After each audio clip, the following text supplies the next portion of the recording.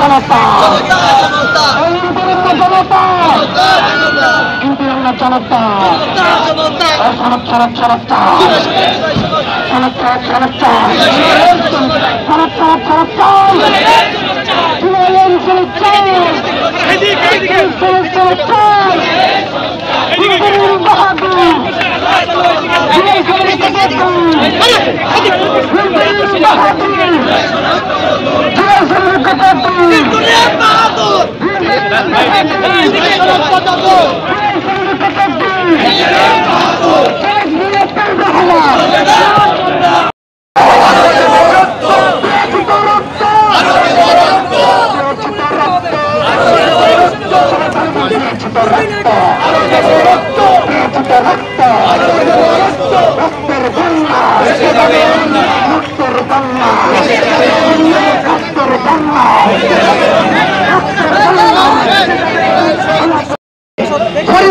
একাডেমিতে জুলাই ঐক্যমত্য commission meeting করে আগামীকালকে মিটিং হচ্ছে।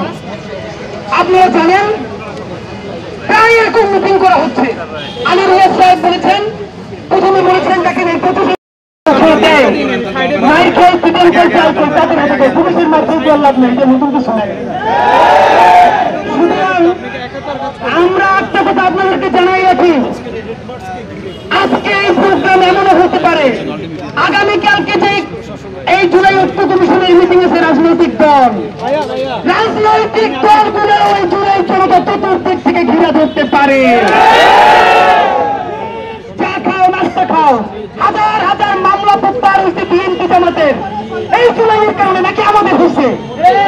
আন্দোলন করছে সবাই, কিন্তু বিএনপি জামাতে তো সুবিধা পাইছে, এনসিপিও তো সুবিধা পাইছে। তাহলে আজকে এই লাল মার্টিনকে প্রস্তুতি করতে হচ্ছে কেন? বিএনপি জামাত আপনারা পিছনে বসে বৈঠক করবেন আর আমাদেরকে বলবেন ইন্টারিম করে না। ইন্টারিম আপনি কেন বৈঠক করছেন না বলেন? সুতরাং আপনাদের কাছে পুলিশ বাহিনীর কাছে কিন্তু অনুরোধ, ফরেন সার্ভিস একাডেমি পর্যন্ত আমাদেরকে নিয়েছেন। আপনারা আমাদেরকে দিল্লি হাইকমিশনে নিয়ে গেছেন, আমরা কোনো ক্যাচাল করিনি, আমরা তাদের কাছে স্মারকলিপি দিয়ে আসছি। আমাদেরকে একটু প্লিজ নিয়ে যান, আমাদেরকে কি বলে একটু আলী রিয়াজ সাহেবের কাছ থেকে শুনতে চাই।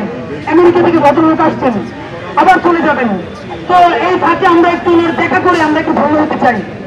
জুলাই সনদ যদি দিতে পারে দিবে, নাহলে জনতা কেমনি আবার রক্ত দিয়ে জুলাই সনদ আদায় করতে হয় তাও আমাদের জানা আছে।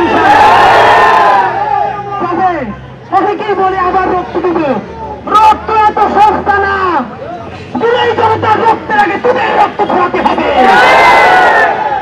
বন্ধুরা আমার, এখানে পুলিশ কর্মকর্তা ভাইরা আছেন, আপনারা কেন বলেন যে আপনাদেরকে কি বলছে? আমরা আপনাদেরকে সর্বতভাবে সাহায্য করতে চাই।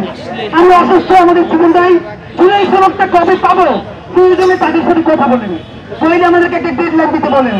সেই ডেডলাইনের মধ্যে যদি না হয় তাইলে আর কোনো পিটাপিটি করতে পারবো না। আয়সা আমাদের অনুসরণ বুঝতে হবে, আমি আর আমরা যদি মরি বাইকে থাকবেন না, কেউ সোজা করে দিলাম।